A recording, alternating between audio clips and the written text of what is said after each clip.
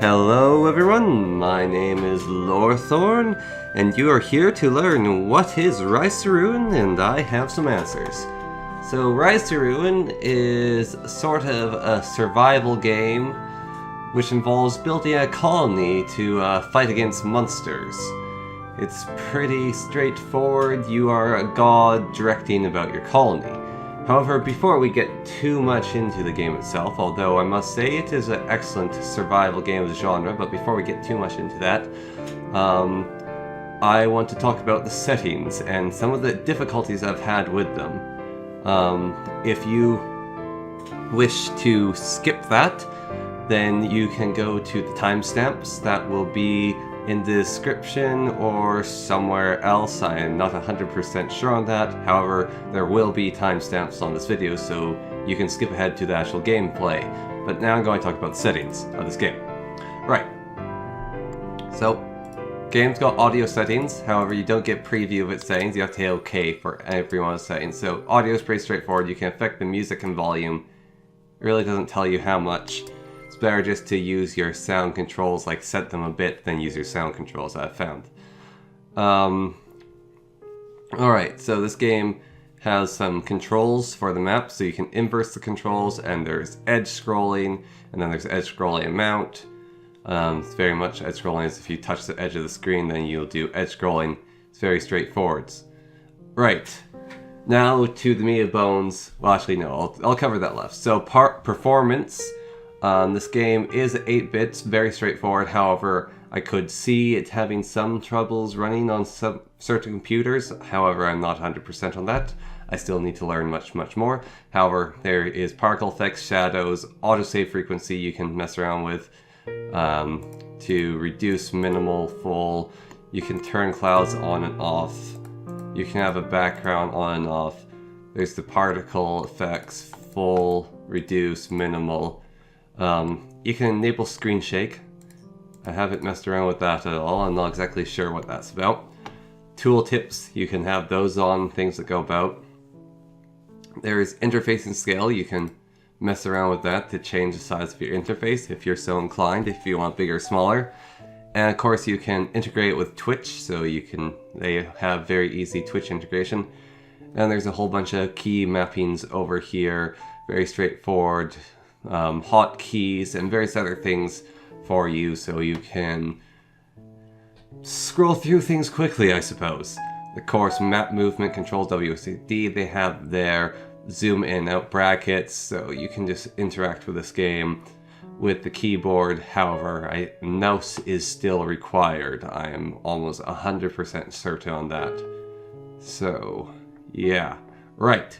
Now to the meat and bones of my problem with a little game review. So, if you have noticed, I am in window mode, although I have disabled my taskbar down here, but still, I have windowed my screen, because if I turn this game into full screen mode, something terrible happens, which is, we'll just have to wait for it. Oh, right, sorry. So, if I turn it to full screen, with my actual monitor size, then this happens, this horrible screen tearing, which is quite nasty. So we are going to turn off full screen, going to make that false, and set back here. Then we're going to go back to this full board.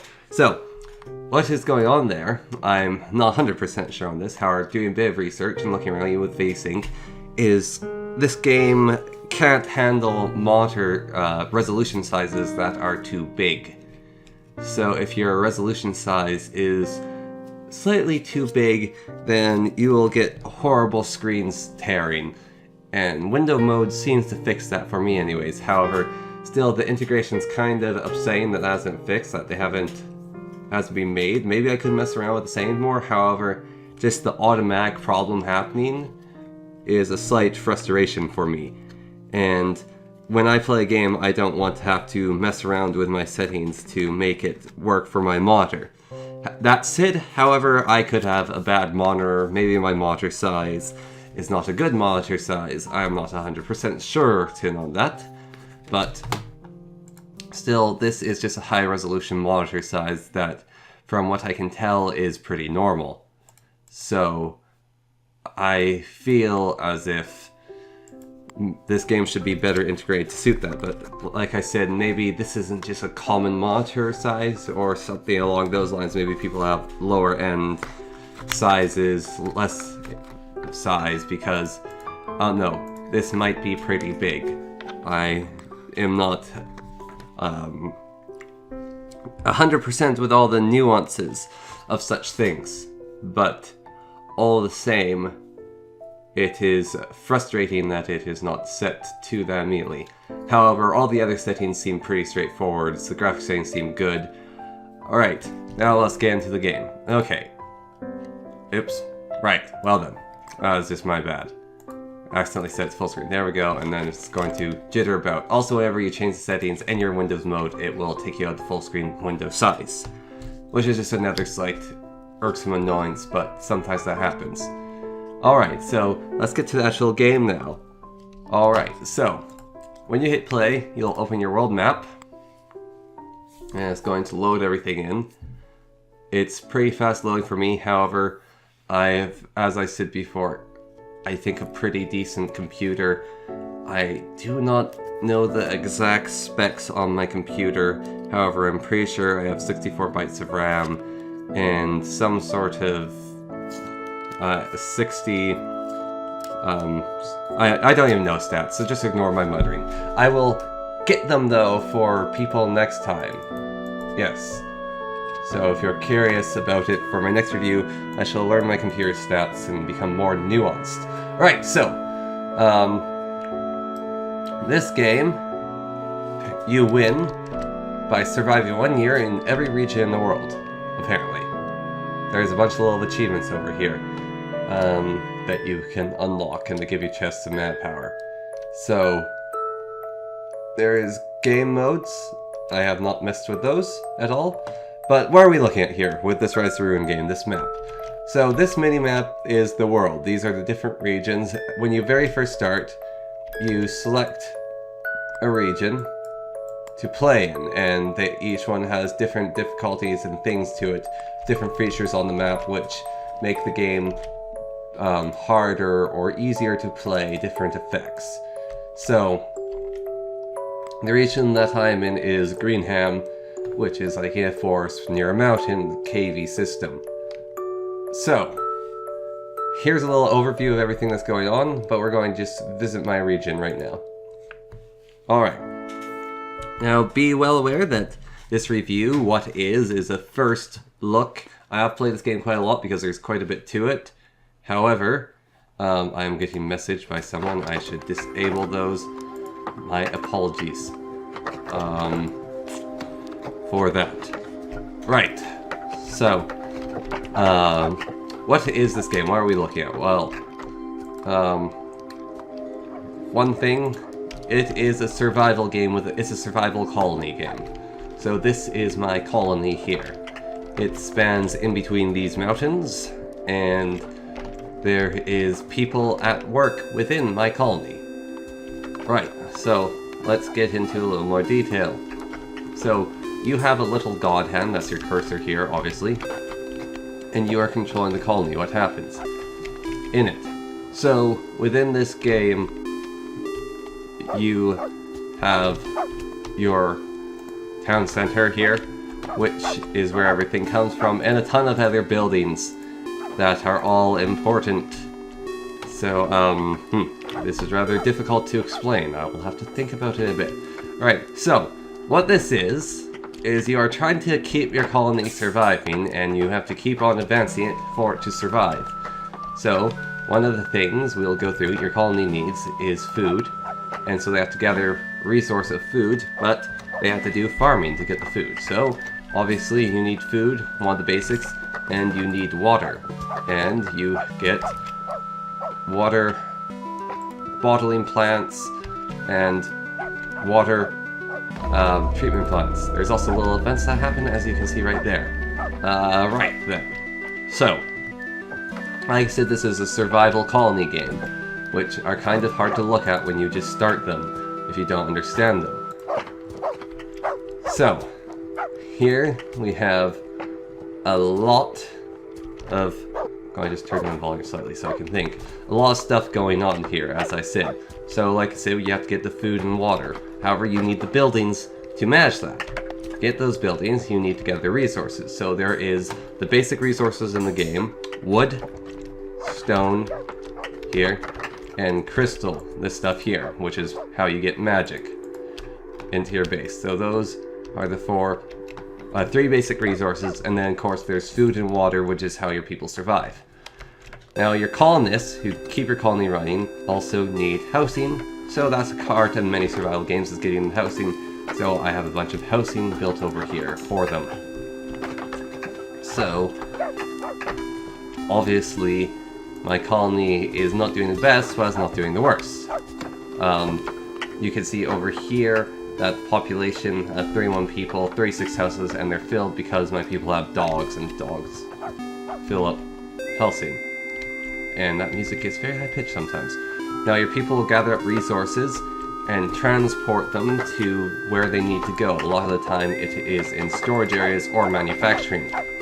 So there's abilities to manufacture, so my logs get turned into boards, and stone gets turned into cut stone, so on and so forth. So resources get manufactured into the required, and that's a huge part of this game, as well as managing manufactured resources with your little people here. As you can see, they're walking about doing stuff. This person cuts down trees and then he carries logs and brings them to manufacturing plants or lumber storage. However, my people require so much wood that they will just carry it about. So they bring it to the lumber mill. However, not all the time it gets processed, and so some people just randomly carry it about like insane people and drop it on the ground. Ah, yes, that is them building roads. So I have someone who needs to use my lumber to build roads. So she is taking it out of the carpenters before they get manufactured so she can build the wooden roads. And I have no idea what is she doing. Oh, she's drinking a bottle of water. Alright. Now then, another part of this game is the management of your people doing their work. That's a huge part of it. So I have a bunch of different jobs. So I have 4 builders. So these people build my buildings, obviously, which they're doing right now over here with this high quality large housing. They are upgrading a building, adding resources so they can then start working on it. So you have builders, you have carpenters who turn, these are people who do manufacturing. Also this crystallier is a manufacturer turning raw crystals into crystal lithium. So, and then here's a harvester, so I have one guy who's actually just going out and mining these crystals. And then I have 5 farmers, so they're all working on the farming. Fletcher, who builds arrows, lumberjacks, miners, organizers, these guys transport resources. Stonecutter obviously turns raw stone into stone blocks, cut stone. Waymakers, these people build roads. Medics, I don't have any, but they heal people. And then cooks cook food so it becomes more usable. Smiths, of course, do this melting, so iron ore into iron ingots. Toolsmiths turns that into tools.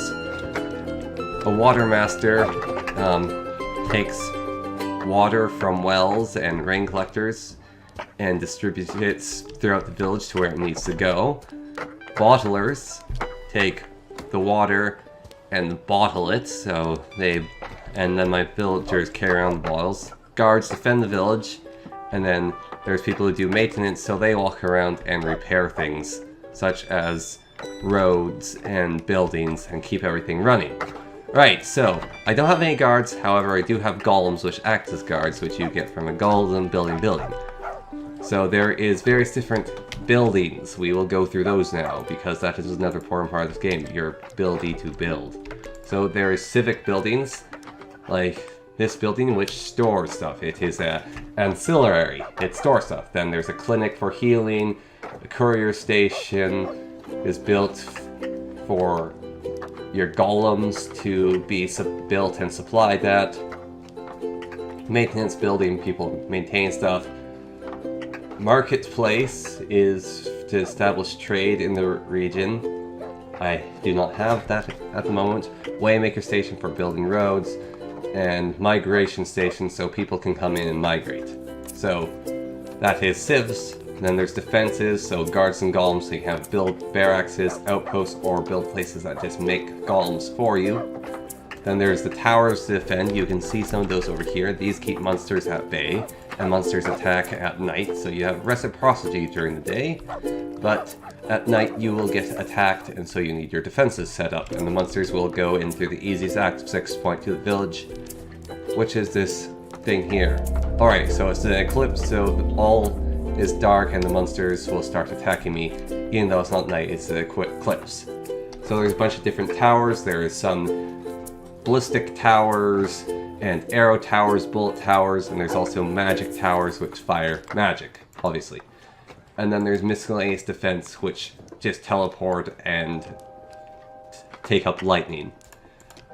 And then defenses, there's the food and water, so how your people actually survive so they don't die. It's like water purifiers, wells, farms, bottlers, large fountains, that sort of thing. And then there is harvesting, getting the resources. Then there is housing, building houses for your people. You can build dog houses. I have not done that yet. So when you want a house to be built, you simply plonk it down, and your villagers will then build that house. However, this is very low priority, but you can mess around with the priority of when this house is built. So I could hit max priority and make this game it go immediately. They'll start building that. So that is a nice option with this game, is you can max priority and get much control over your village. So, and there's lighting. You can light up your village. I have put down torches, and also I'm pretty certain that just some buildings emit light. So there's large fires and fire pits is what I have for lighting. And then further down you have the magic in this game, which I will get to. However, there's these all just gather, these two gather magic, and this thing makes crystals grow. Alright, so what we have here is monsters attacking. So my defenses are attempting to stop the monsters from getting in. So they are firing at these skeletons as they try to march into my village here. And I've built this path for them to walk down. However, these skeletons seem quite tough. So I think that my defenses might break down. In which case I'm going to cast spells to defend my village, so I'm going to summon some holy golems. So part of this game is spell casting, where you can cast spells to assist you in the defense of your village. Such as my golems. So I have crystal golems here, as well as holy golems that I've summoned to help me defend my village from the incursions of undead that are trying to make their way in. Right, so, and then you have manufacturing, which just is basic things like armor, smith, boiler, tumbler, all that stuff. Storage for storing stuff in walls to help defend you from the monsters. Now then, let's get to the actual gameplay beyond the building. So a large amount of this game is just trying to maintain the system that you have going. So as you progress, you try and build it up so your people don't die from lack of food and water, and then you try and have it so they don't die from these hordes of monsters coming. And that is what this crystal thing is, and all these defenses are that I have. This wall sort of thing, and then I make golems these to help me defend, and they have to walk down this track while my towers fire at them and try to kill the monsters. However, they are much more powerful than normal, because I think they get more powerful as the game progresses. However, my guys are trying to hold them off, and they seem to be doing an awfully good job. A key part of this game, as you can see, is keeping all this magic stored. So there's this essence that just floats about the map, and then it will flow to things that require it, but you need to gather that essence in, which is what this building is for. But you, the God Hand yourself, can also use the essence to cast your spells, is another key part of the gameplay. So this game, you can actually do things instead of just telling your colonists and like saying like, okay, you're guards now, you're building towers here. You do have a slight amount of influence, like I did before. I can summon these holy golems to help defend my base. So you can cast spells and to help your village. So you interact with the magic, and you can do various different things beyond just command the management of your building. You can also do sorcery and gather essence as a god hand trying to keep your colony alive. Now, this can be in the holy summoning golems, I could call in a lightning strike, I believe. So I can lightning bolt, so it's just a flash of lightning down on these little slimes that are trying to make their way in. I could fire bolts of magic energy, which will fly about and hit all monsters nearby with that spell. I can summon labor golems instead of defense, but still interacting. I can summon layer golems, which will surprise my people if they see it happen. And now that this golem forms, he will help people with the work. So he's going to pick up the wood this guy dropped in his dumbfoundedness and carry it about for me. But then I am out of essence, so I can go over to this essence collector, which I've had my villagers build, and gain more. It's very much a game about trying to build an efficient system. That is what these roads are about. It makes your villagers walk faster. And you can build basic dirt paths, and then you can upgrade them into sort of log roads, and keep upgrading them. And now here I have this crystal motivator, which all my essence collectors are going to pour energy into for it to motivate what's going on. And then over here I have this ancient Kulith gate, which just pours out essence that my essence collectors gather. Also just have a bunch of people join my village. This is another thing that happens, and you always want to have housing for them, so when you get new people, they're going to have houses to live within. And then you can assign these new workers once they've found their way into things. So I have 4 spare workers now, so what do I need fulfilled? Well, my farmers can't really farm anymore because it's too cold to grow food, which is a problem. It's actually quite a big problem for me. I'm not actually sure what to do about that, so you should just have enough food stored away. However, I don't think I will. So what can I do about that? Well, I'm pretty sure I'm just going to starve in the winter because I had no idea what I'm doing. This is the first time I've really played this game. So it's very much a colony survival game. You have to sort of learn what it is you're doing. And as you see here, this battle just goes on for quite a while. Ghosts can drift over walls, so you're constantly fighting it. Now, what is bringing these monsters into the world? Well, there's this area of corruption with evil towers and graveyards, inspectors, and evil workers who are harvesting and building their own colony, and this corrupt evil force is trying to kill off your colony. Now, there are some limitations within this game, of course, from a quick review of it, which are when you are building, which is a huge part of this game, building stuff. Let us say I want to expand my walls. I can only build within my building area. So anywhere that is highlighted is where I can build within. And if it is beyond that area, I can no longer build there. Which obviously I cannot build any further beyond this point here within here because I've just messed up all this land mess. So you have a limited amount of space you can actually build out to. Also, all the water is freezing now, which also might be a problem. So I am going to suspect that I have to do some sort of sorcery to heat up my lands. So what can I do? So I can motivate the land to grow, but it is not very effective in winter to do that. But I can still try cast sorcery here to make the land produce food for my poor villagers. However, it's not going to be all that effective. What a better use of my time would be summoning resources for them. So I can go through this list of things, and I can conjure materials. So if I conjure materials within this area, hopefully... Okay, so I just conjured some stone. So I was hoping to conjure food, but I conjured stone. Like I said, you can cast sorcery to influence the world. Now, I suspect, well, if I build large fires, that might be able to warm things up a bit. So I'm going to attempt to do that. However, I have no idea how effective that will be. I'm going to make it top priority to make these large fires, and hopefully it will make it much warmer.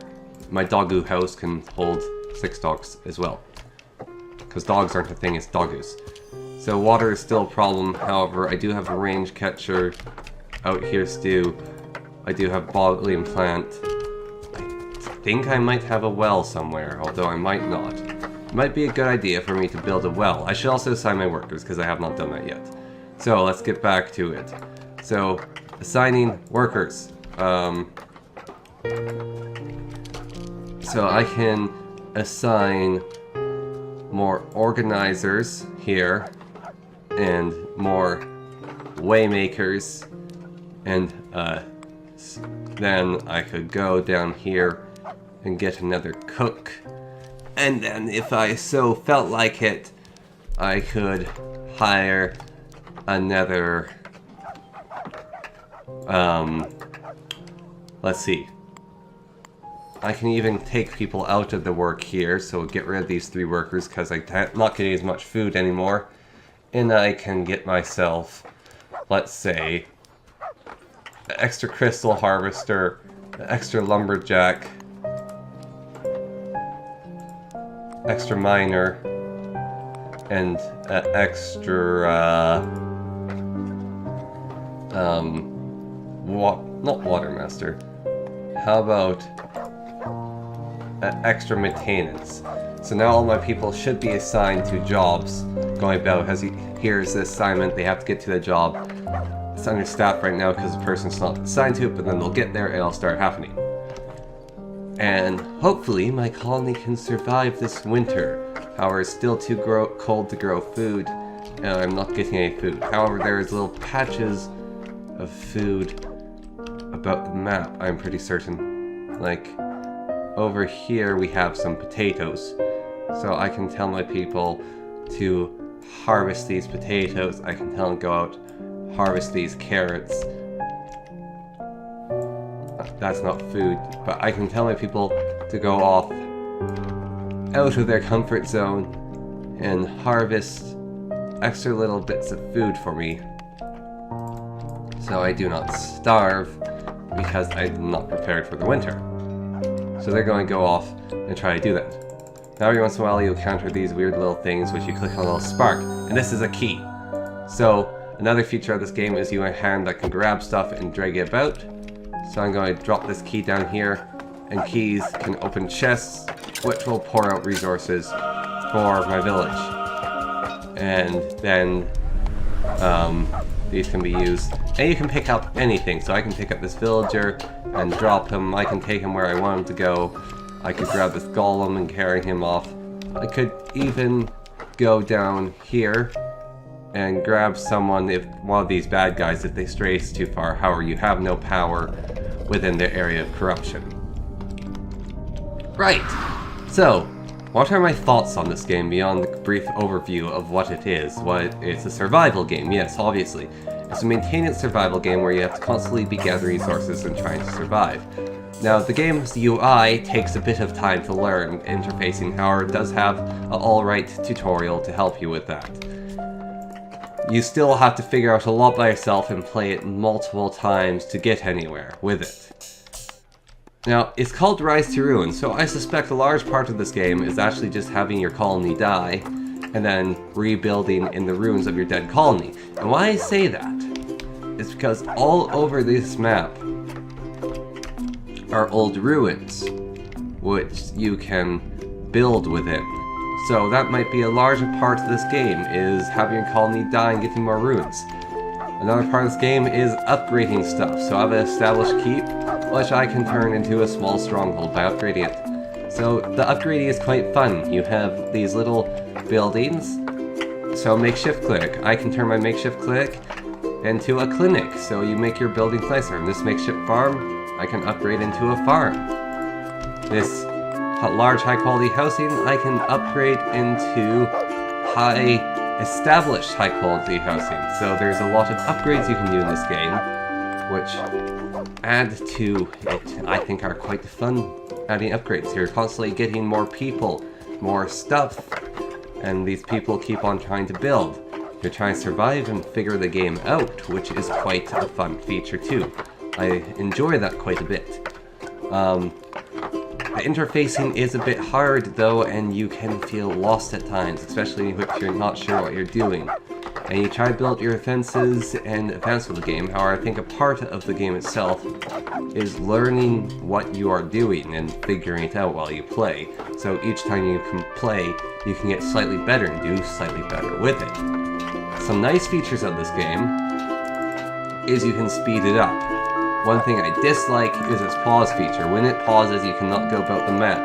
It traps you in this little screen that shows you information about what's going on. It shows you statistics, but nothing more, which I find slightly frustrating. I would like to be able to move about my map while paused, but I can't.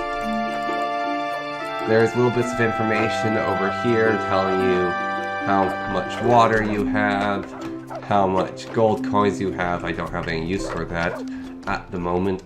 How much food you have. Now then, I think actually something that might contribute to my survival would be a marketplace, which is a very large building. I do not have room for a marketplace within my village. Actually, that is another thing I have a problem with. I have not been able to find a feature which allows you to rotate things, which I would appreciate, is the ability to rotate things. Now, some buildings do increase the size.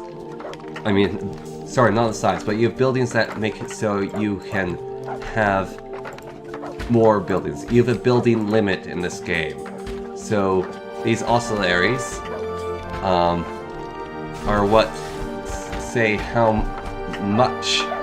many buildings you can have.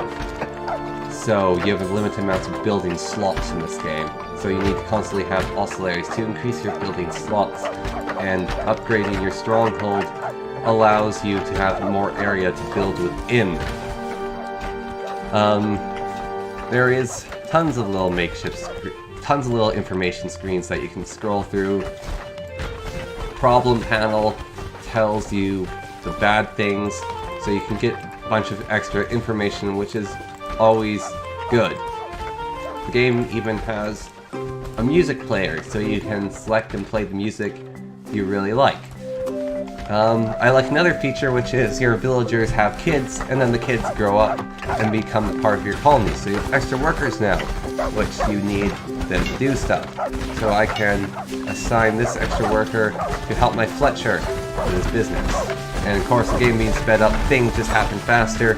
And over here, as you can see, monsters keep on trying to attack damaged buildings, and my golems keep on trying to defend. However, I will continue to assist them with these holy golems here to help fight, and then when I run out of mana, tons of essence flying about, I just go over to this essence collectors to try to help here. Now, this crystal motivator makes it so my crystals grow. One of my problems is they take up a lot of energy, which I dislike, because you actually can't maintain them. I feel like you have to build a crystal motivator and then demolish them, because they are just not worth it in the long run. I think crystals grow naturally, and they're not a good idea to build crystal motivators. Right, we have two large fire pits. They do not seem to thaw the ice, however, my people might still collect blocks of stone? I do not know. But my small stronghold here is now getting built. This has all the required resources, or most of them. People run up with the resources required, and they throw them in, and then they build it. So where resources are needed, so like the stone that's remaining here, they're going to bring in this raw stone and build it. Everyone's rushing about on these newly upgraded paths all over the place as well. And paths decay over time. So that's another part of this game, is constantly maintaining your paths. So now I can start building these rock paths, because my paths decay over time. However, I can still build wooden paths, then I can upgrade those into rock paths, and it's a slow system that keeps on happening over time, and you slowly just get paths everywhere within your village, so that people walk better, and it's nicer to live there. It's a nicer place to live in if you have paths everywhere, I find. Which I like about this game. It can be very aesthetic. My base is not all that aesthetic, but it can be very aesthetic. It's an 8-bit retro-y game, however, it's also quite advanced, And the graphics are strange, sort of 8-bit. It's more of a person wanted to make a game, I think, and so they couldn't maintain the graphics. However, the graphics definitely, they're working with what they got for an efficient system. And it's definitely got a look to it. It's definitely a nice aesthetic they've got going. So perhaps these graphics are the aesthetic they're going for. I'm not sure. That I would have to research more into it. However, it is still actually quite a beautiful game even with its graphics. It can be a bit overwhelming looking, especially at 3x speed. But when you slow it down, it is quite a manageable game. Now this upgrade keep now, so I have a small stronghold. I can upgrade into a large stronghold, which I'll start doing. Make top priority again, which hopefully gives me slightly more space to build out. However, I feel as if my walls slightly limit the space I can build out with here. So, can I then go to an oscillary and have it expand the size of what I can build? Well, I can try. I can say build an oscillary out here and see what that does. I can make this top priority and speed up the game and see, does that make it so I can have more building space? This is very much a game about learning. And my villagers are going to starve soon, I feel, because I do not have much raw food. And they can no longer grow it. So it's still too cold to grow food. I'm not exactly sure what to do. Where are my farmers at? My farmers are nowhere in sight. I do not know if they're trying to build things or not. It is very cold in winter. It's day 16 in winter. And there's more nomads coming that might join my village. And I do not have enough housing for nomads. But I am upgrading my high quality housing. And now everything is poorly watered because it is frozen. So I should go over to my food and water and build myself a well. So my people can collect water in the winter and not drown. And now I have a village elder, which is the same thing. So stay a while and listen. That's a reference to Diablo, of course. Right. So, Matthew Hoggins is an elder. When a villager gets to upper years, they'll become elders and stop working. But in return, they'll share their wisdom with anyone who has time to chat. So, that's a new feature I found out. It's like an interesting, fun thing with learning of this game. There is old people will start showing up and be elders and teach people the ways of the world. So, I am very poorly watered right now. So, I feel like I need more water masters.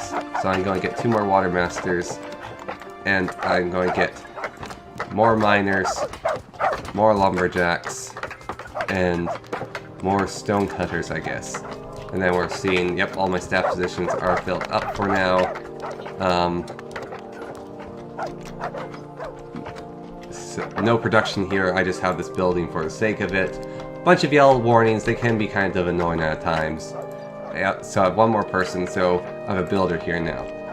Your mana increases over time. How much influence you have and spells you can cast, this is directly correlated to your population. That is kind of fun. So the better you're doing, the more mana you have, the more you can affect the world.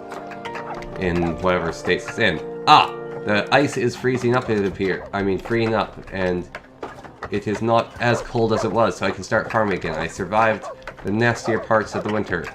So I should get less builders and more farmers again. I can start farming again, even though it's winter, it's starting to get to the warmer part of the winter. So I am going to decrease the amount of people we have here and get more farmers again. Because, well, the world will always need farmers. Right. Although, and water is now a huge thing. I can start getting water again, which is very nice.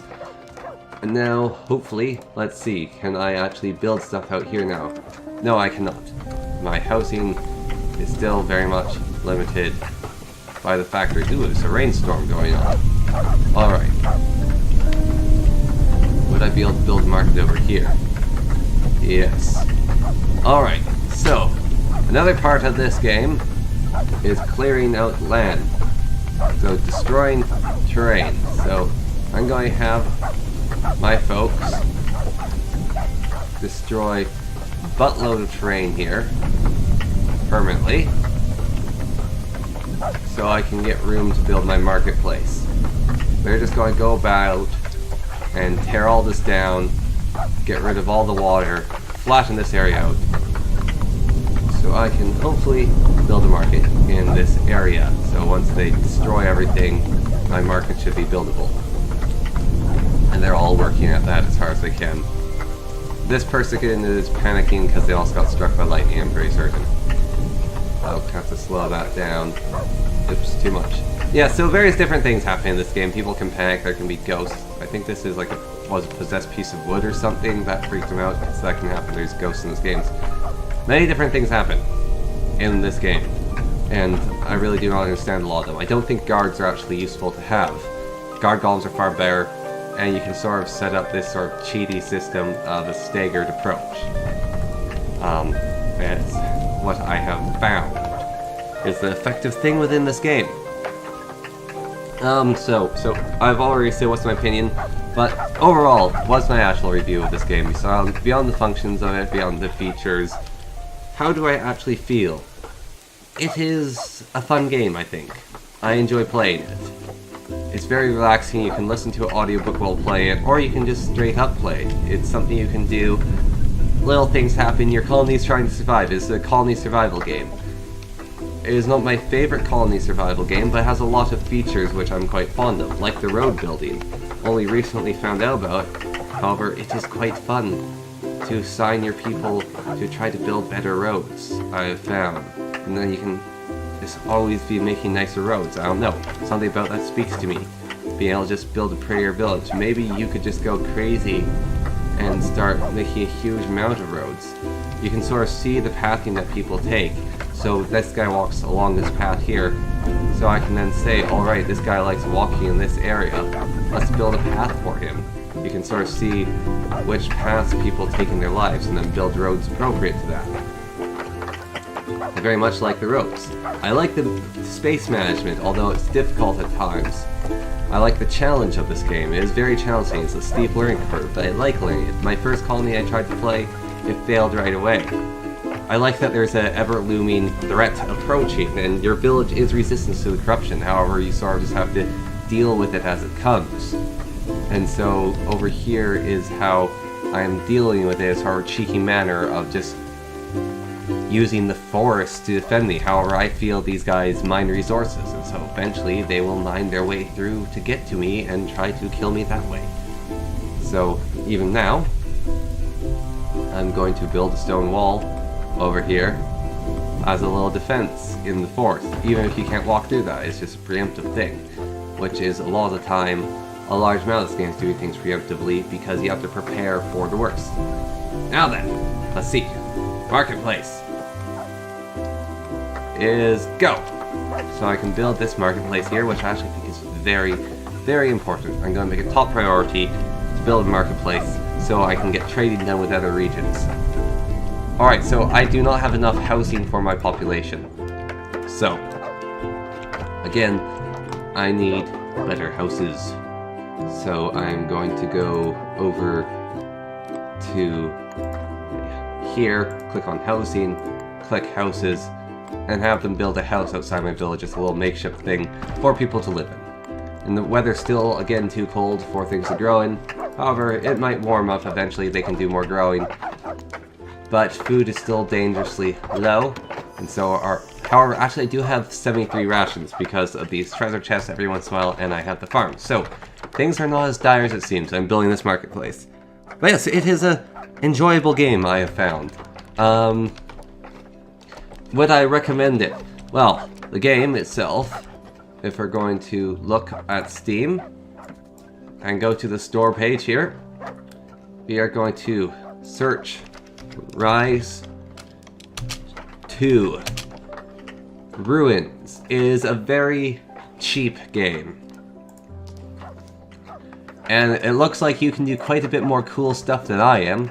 Like these people's pathing here, water maintenance, building up these walls and putting stone within it, having quite large walls. I've very much limited myself, but as you can see here, some people do some very creative stuff with this game, so there is quite a bit you can do with this. You can make some pretty pretty things. You can make some really neat looking villages from the looks of it that the creators have thought of.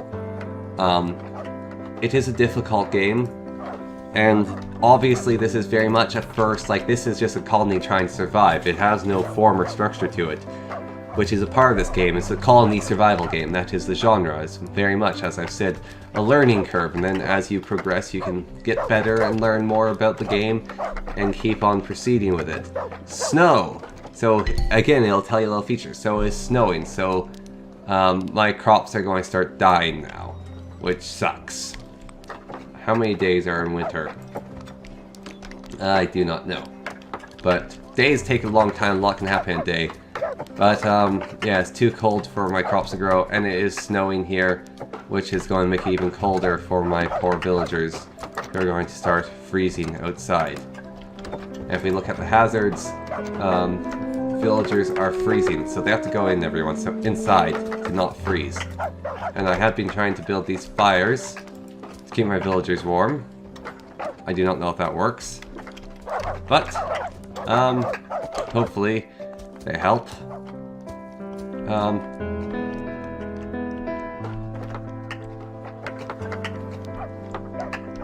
So fireplaces extend my building range, so you need more light, apparently, to build with. So, apparently, if I stick these fireplaces here, they will generate building ranges, hopefully. So, that is interesting, so you can keep expanding with building ranges. So let me guess, walls have a building range of 0, so once you build a wall you cannot actually build any further out from it. So your walls very much limit how far you can build, and then gates have a building range of 6, so you can build a little distance from them. So that's how that works.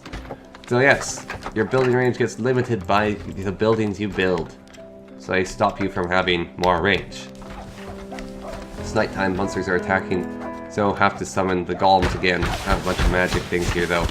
Still, always good to summon the golems into this world. Oh yes, the game is cheap.